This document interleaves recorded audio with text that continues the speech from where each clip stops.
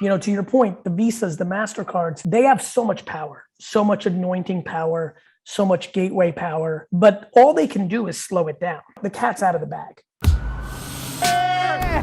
You got your perspective. I just want to be happy. Don't you want to be happy? Let's start with NFTs, those non-fungible tokens. Our audience, our readers and listeners are so interested in those. You've been very busy creating and issuing your own NFTs and selling them. Most recently, you sold your collection of doodles and sketches for over $1 million at auction at Christie's. You started an NFT platform with Julian Schnabel called Art Official. What is it, Gary, about NFTs that has you so enthusiastic? What are they telling us about the future, about collectibles, about authenticity? I think people are underestimating what digital ownership means. No different than I think people underestimated what having a social media account meant. I don't think, and you know this, we're both of the age where a human having a social media account was foreign. That was not something people did. And today, most people do, even if they have it anonymously to keep tabs on people or use Twitter to keep up with the news or occasionally check Facebook for, birthdays. A shocking amount of society is active on social and even bigger percentages consuming it. And I don't, as somebody who was there in 2005, 6, 7, people didn't see it that way. They saw it as for kids. They saw it as who cares if you're having a piece of pizza or walking the dog. And I think the exact same thing is happening right now in NFT land. I think people are misunderstanding why everyone's going to want to own something digitally. You have all these cool things behind you as we're filming this. There's a reason you want those things. Expressing yourself, decorating your home, a memory to something. There's a million different investment scenarios. And I think that people don't understand that NFTs represent many things. But from an investment standpoint, people want to have digital assets and they're going to trade those digital assets. I also think it goes beyond that. I think the reason somebody owns a Rolex versus a regular watch, a pair of Nikes besides a regular joggers, a Mercedes-Benz instead of a Ford is because of status and expressionism. And then there's the overarching aspect that it is a public, transparent ledger confirmed with no cost association in comparison to leases and mortgages and all the other things. And so to me, this is a foregone conclusion. To me, it's similar to 95 internet life though. I think much like we saw on the internet, there was a lot of public stocks that made no sense, that were worth a lot of money. Pets.com becoming the poster child. And I think the same thing's happening in NFT project land. I think the NFT thing's going to happen. And I want VFriends to be Amazon or at least eBay, right? And they were there as dollar stocks back when everything crashed. And I think the same thing's happening in NFT land. The macro concept is here in perpetuity. On the micro, I do believe we're in a gold rush moment right now. And there are a lot of people buying NFTs that will not be as valuable as they pay for them. And that's a treacherous thing to navigate through. The macro's right, and there's an Amazon and eBay out there. Oh, by the way, 8 out of 10 of them are pets.com. How are you going to figure that out? There's a lot of ways to play it. If you're high risk, high reward, you're buying the individual stuff. If you're a little bit different, you're looking at the whole landscape and deciding where you want to be a participant, selling the shovels and the picks, buying individual projects. For example, I've spent a lot of money on CryptoPunks, and I feel like it's my most safe investment I own. Really, genuinely.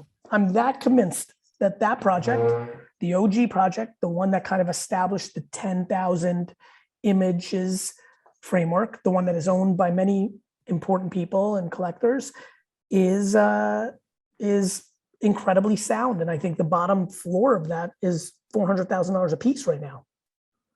And so, this is how I think about things. What does it conceptually mean, metaphysically mean, in a world where everything's digital, things can be faked? How important is the authenticity, that signature? This is a Gary V original to the value of things looking forward out a decade or so. I mean, it's everything, right? I mean, that was the vulnerability of the world we live in today. There was fakes. There's no fakes in NFT Right. land. It's incredibly powerful, and provenance is understood, and who owned it, and the transparency matters. Christie's and Sotheby's are respected and accepted, but it's human based. They can only be so right. It's inconceivable to me that there haven't been fake things sold through the greatest auction houses in the world.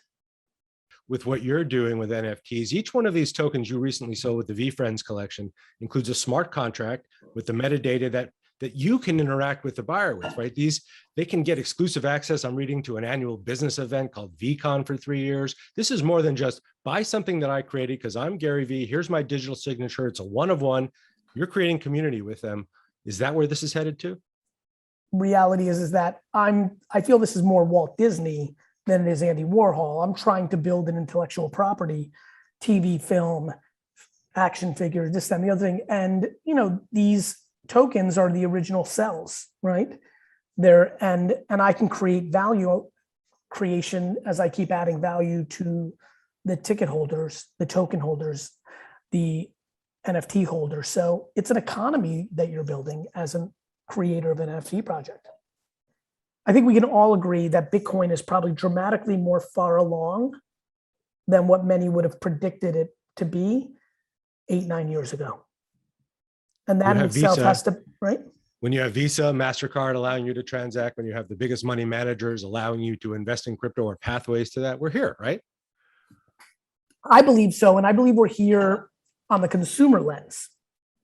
To your point, the Visas, the MasterCards, the biggest trading firms, they have so much power, so much anointing power, so much gateway power, but all they can do is slow it down. Right. People want it. The cat's out of the bag. What's the natural extension of influence marketing as you see it? Well, I think what a lot of influencers are going to do now is, and we've seen this progression, it went from, just building up a following and monetizing offline, a book deal, speaking. I lived that back to my original influencer world. Then you started getting into the monetization of the ads, right? The YouTube ad revenue started becoming quite meaningful.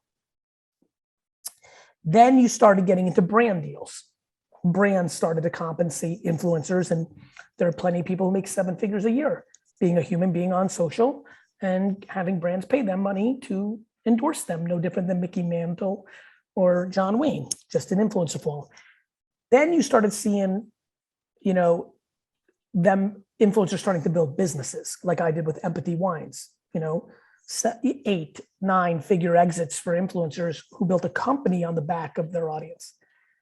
And now I think you'll see in NFT land, people build, ecosystems, financial vehicles, economies around them. And I think that's where we're going. Let's talk about investing, which is our domain. You've been a pretty savvy investor, and you've been an early investor in some very successful public companies. Given what we've seen, Gary, in the past 18 months, millions of new traders and investors joining the market through the Robinhoods, the eToros, the Webull, or even a classic online broker. How is that game changing now that we have this very engaged retail base? It changes a lot.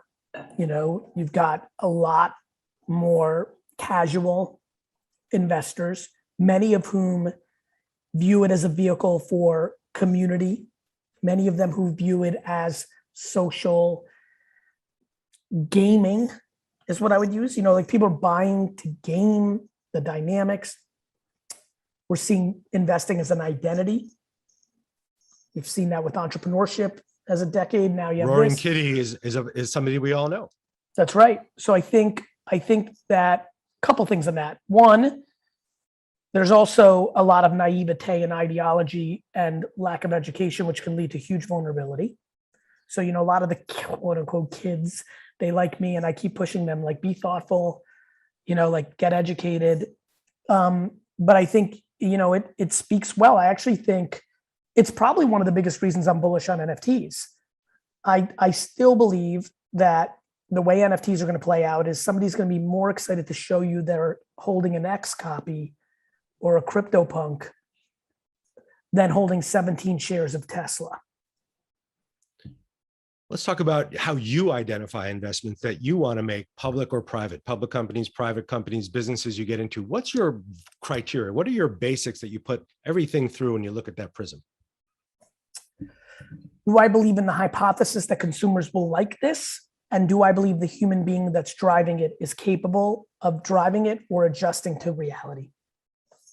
It's as simple as it gets. And I have a knack for understanding consumers, which already puts me in a very good spot on hypothesis. I also have a very strong understanding of timing. One thing that I've understood now in hindsight, when I look at my success is, oh, I'm good at timing. Like when all my friends are like investing in VR, I understand that VR is going to happen, but I was stronger than them 4 years ago saying VR is further away than you think. Let's talk about the last year and a half. What influenced you the most in the past year? What did you change about the way you operate as an executive or as a father, as a person, given the last year that we've been through or so? Before COVID, I started being self-aware that lack of candor as an executive and a leader. Gary Vee, the person everybody knows on the other side, strength was candor. People loved that I quote unquote shot it straight on stage, in meetings. But me on one-on-one, in every relationship, on and off the field of business, I struggled with deploying critical feedback or negative feedback. I tried to get around it with optimism, oftentimes met with delusion. And over the last 3 years, I've really chipped away at it. And in my new book that's coming out in November, I called it 12 and a half. It was about these 13 emotional ingredients that I think are essential for business success as a leader or as an employee. And I called it 12 and a half because kind candor is one of them, but I go very vulnerable and say, I'm only at a half on this one. And that's the biggest thing I've changed. I think I'm going through a positive journey around candor.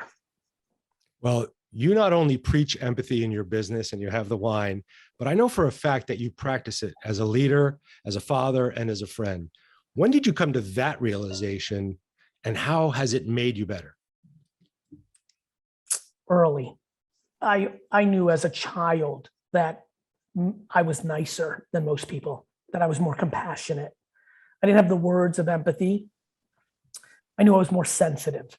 I legitimately recall crying or being on the verge of tears when kids would pick on kids who had disabilities or were poor. You know, I grew up in my first several years of America, I grew up in lower middle class environments. You know, you find yourself in those environments, there's some kids that are even less fortunate than you, wearing the same clothes to school. I was always very sensitive. I cried a lot.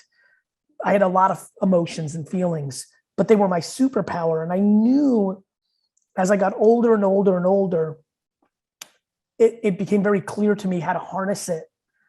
And I'm so proud of my compassion and empathy and sympathy and feelings towards others. I love that I get such a sense of happiness by delivering for others. It's a beautiful, lucky, I want to use that word. It is my DNA. It is a beautiful, but it was, and then even my mother who accentuated it, there's luck in having that mother, right? Like I'm incredibly grateful for the circumstances that led me to be very passionate about other people's feelings.